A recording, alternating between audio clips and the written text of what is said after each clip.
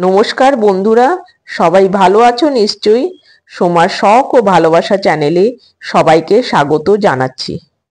কলকাতায় বহু প্রাচীন মন্দির আছে, তার মধ্যে কিছু শিব মন্দির আছে বহু পুরনো।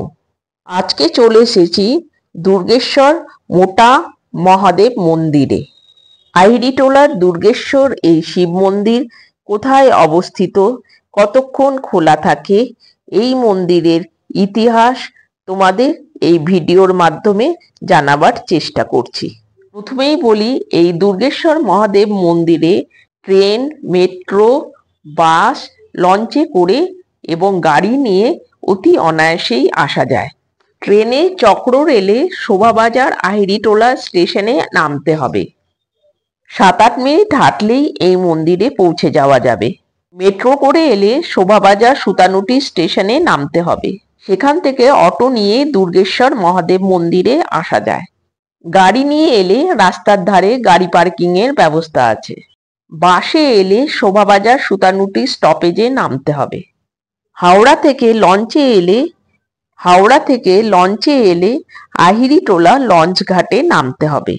সেখান থেকে প্রথমে ভূতনাথ শিব মন্দির দেখে 7-8 মিনিট হাঁটলেই এই দুর্গেশ্বর মহাদেব মন্দির দেখে নেওয়া যাবে।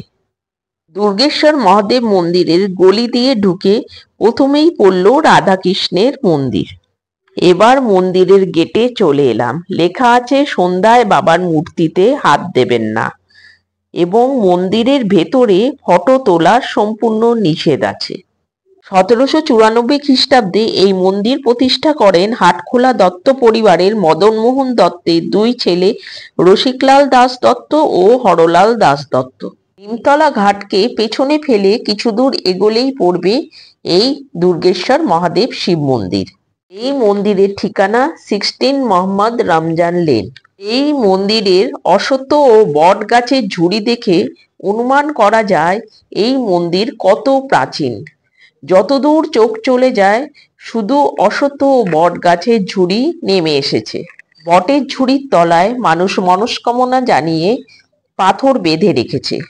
এই মন্দিরটি অনেক উঁচু, 15 মিটার উঁচু, প্রস্থ 7 মিটার এবং দৈর্ঘ্য 8.6 মিটার। দেখো, এই বটের ঝুড়িগুলি দেখে মনে হচ্ছে যেন শিবের জটা। পুরো মন্দিরটা এই বটের ঝুড়ি দিয়ে ঢেকে আছে। তাহলে প্রশ্ন হলো, এই মন্দিরটি এত পুরনো এবং জাগ্রত, তাও সংস্কার কেন করা হয় না? শোনা যায় যখনই এই মন্দিরে সংস্কারের উদ্যোগ নেওয়া হয়েছে তখনই কোনো এক অজ্ঞাত কারণে মন্দিরের গায়ে হাত দেওয়া যায়নি। হাত দিতে গেলেই কোনো না কোনো সমস্যার সম্মুখীন হয়েছে। এই দুর্গেশ্বর শিব মন্দিরটি অনেক উঁচু এবং শিবলিঙ্গটিও বিশাল। এই শিবলিঙ্গে জল ঢালতে হলে এই লোহার সিঁড়িটি ব্যবহার করা হয়। শিবলিঙ্গটি 2.5 মিটার উঁচু। এই বিশাল শিবলিঙ্গের জন্য এখানকার বাসিন্দারা একে মোটা শিব বলে। প্রতিদিন সকালে এই মন্দিরে শিবের মাথায় জল ঢালা হয়। পুণ্যার্থীরা তাদের মনস্কামনা জানিয়ে শিবের মাথায় জল ঢালে। প্রতিদিন ভোর 5টায় ভক্তদের জন্য এই শিব মন্দিরে দরজা খোলা হয়। সেই সঙ্গে শুরু হয় মঙ্গল আরতি। তারপর মন্দিরের দরজা কিছুক্ষণের জন্য বন্ধ থাকে। তারপর 7:30টায় ভক্তদের জন্য, 12টায় ভোগ আরতি হয়ে মন্দিরের দরজা বন্ধ হয়। আবার বিকেল 4:30টায় মন্দিরের দরজা খুলে দেওয়া হয়। তখন শিবের মাথায় জল দেওয়া যায় না। দূর থেকে ভক্তেরা প্রণাম করেন এবং আরতি করেন। 8:30টায় সন্ধ্যা আরতির পর মন্দির বন্ধ হয়ে যায়।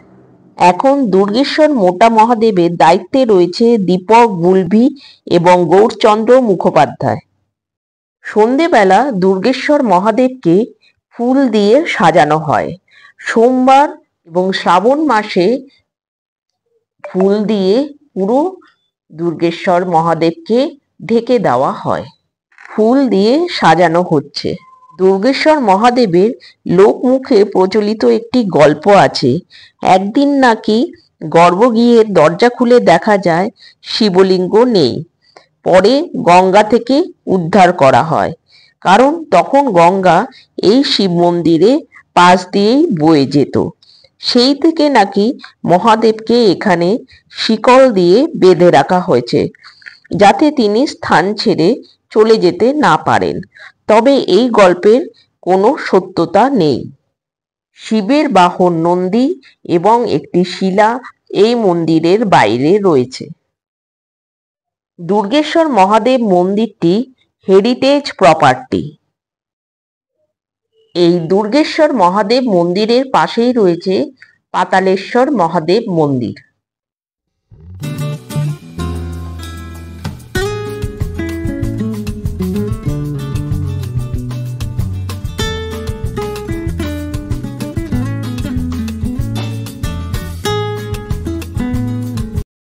দুর্গেশ্বর মহাদেব মন্দির এবং পাতালেশ্বর মহাদেব মন্দির দেখে এবার বাড়ি ফেরার পালা।